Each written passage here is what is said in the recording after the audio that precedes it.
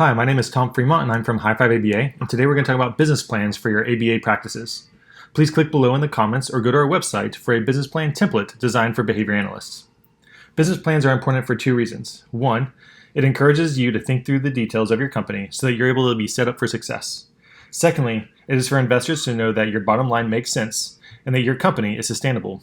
It helps them to determine if they want to invest in your company or not.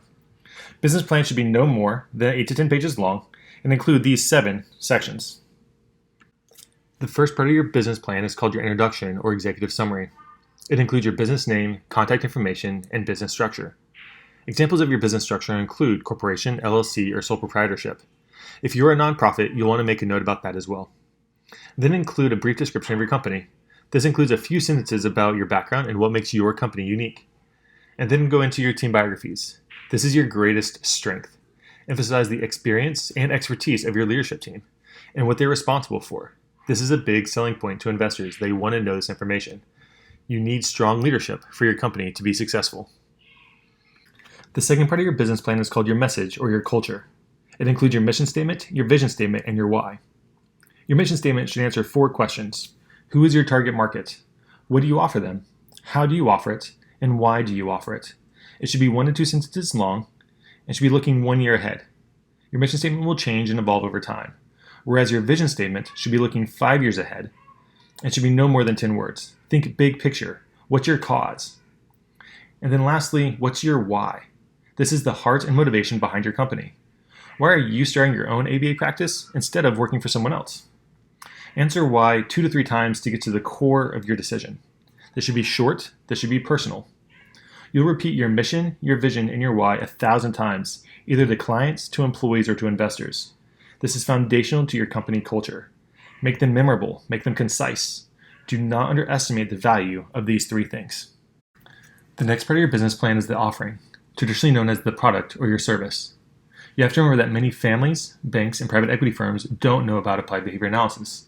This is your chance to emphasize that it is research and evidence-based, and that its methods are rooted in the science of behavior. Support the significance of your offering with statistics and data. Next, what problems do the families that you are going to serve face?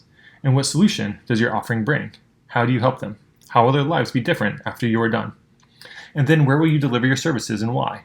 Will it be in-home, in a school, or in a clinic? Emphasize the benefits of what you've chosen. Lastly, are there other ABA providers in your market, and what makes your offering unique to theirs?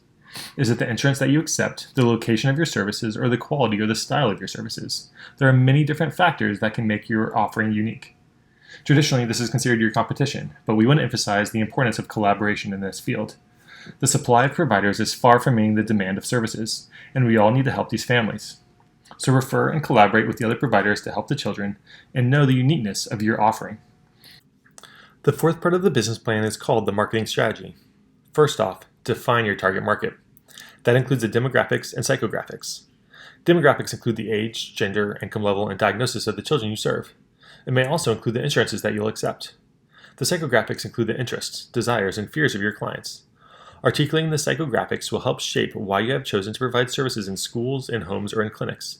If you have a very aggressive child, is it better to have a safe place in a clinic far away from the siblings, or is it safer to be in their home? Next, determine the size of your market. The CDC reported in 2020 that 1 in 54 children are diagnosed with autism. Multiply that by the number of children in your region, and you'll have an estimated size of market. Then determine where you can find groups of your target market. Where can you find a high concentration of clients in one place? Are there nonprofits, autism events, schools, clubs, social workers, or neurologists near you? By determining these locations or events, you will increase the efficiency and effectiveness of your marketing strategy. Now define your marketing strategy. How will clients first hear about you? What will be their first impression? Will it be from word of mouth, or will they read brochures at the doctor's office? And then, how will they get referred to you? Do you want them to email, call, text, or reach out to you through social media? After they've gotten a hold of you, how will you convert them to an active paying client? This is known as a conversion strategy. Putting these pieces together outlines the fourth part of your business plan, the marketing strategy. The fifth section is the financial plan. Begin with determining your billing rate. To determine your billing rate, there are a few options. 1, you can benchmark other ABA companies in your area and make yours comparable. 2, Some payers have set rates for ABA services already, and this isn't negotiated. Or 3, you can download the business plan template, which has a link to one provider that lists ABA rates for service areas across the country. After you determine your billing rate, determine the billable hours you want your office to achieve. This is a critical variable to the scale of your practice. For example, if you work with 6 children, each receiving 20 hours of billable services per week, then your office will bill an estimated 120 hours per week. Then multiply the billable hours by your billing rate to determine your revenue projection. This will give you an estimated gross revenue per week. Extrapolate to determine by month or by year.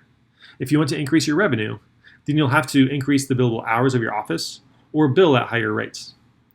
Next, determine how many employees you will need to support this caseload. Full-time employees are typically defined as working 35 hours per week, but billable hours may only be 25 of those. You'll need to account for the differences when you determine pay rates. Next, include your top major expenses. You only need to list the largest few. In a business plan, not every penny needs to be allocated. This isn't a pro forma. The goal is to see that the bottom line makes sense.